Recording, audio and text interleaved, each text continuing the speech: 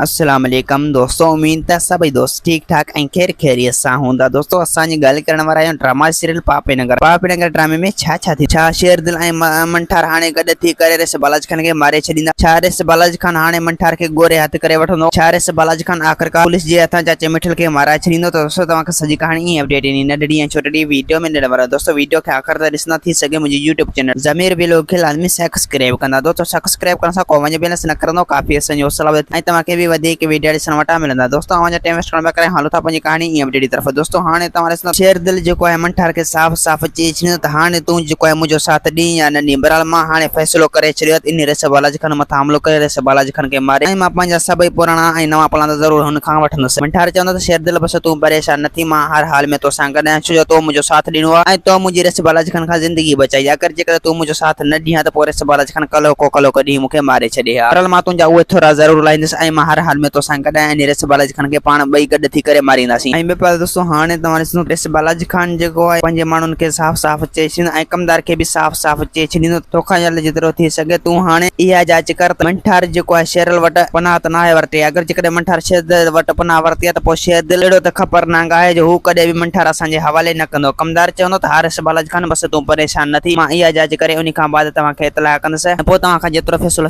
थी सघे तव्हां उहो फ़ैसिलो कजो। रिस बालाजी खान चवंदो त हा कमदार बस तूं परेशान न थी, तूं तमामु जल्द वञी इहो कमु कर ऐं तूं हर हाल में इहा ॻाल्हि मूंखे ज़रूरु ॿुधाए त जीअं मां शेरदिल जे ख़िलाफ़ प्लानिंग ठाहे सघां ऐं शेरदिल खे आसानी सां मारे ऐं हुतां जेको आहे राणी ऐं मंठार खे गेरे खंभे अची ते पूरो करे छॾियां। कमदार चवंदो त हा रिस बालाजी खान बस तूं परेशान न थी। ऐं ॿिए दोस्तों हाणे तव्हां ॾिसंदो त रिस बालाजी खान जेको आहे सूबेदार खे साफ़ साफ़ चई छॾियो त तोखां जल्द जेतिरो थी सघे तूं इन मिठल खान खे फाही में चाढ़े छॾ। अगरि जेकर तूं इन खे फाही चाढ़ियो त पोइ राबेल बि मुंहिंजे अॻियां मजबूर थी पवंदो। सूबेदार चवंदो त हा रिस बालाजी खान बस तूं परेशान न थी, अगरि जेकॾहिं वक़्तु आयो त पोइ इन खे बि लेटाए विझंदासीं। दोस्तों उम्मीद है कहानी आहे इन खे पसंदि करे ॾींदा। हाणे जा त वरी तव्हां सां मिलंदासीं कि नईं वीडियो में। खुदा हाफ़िज़।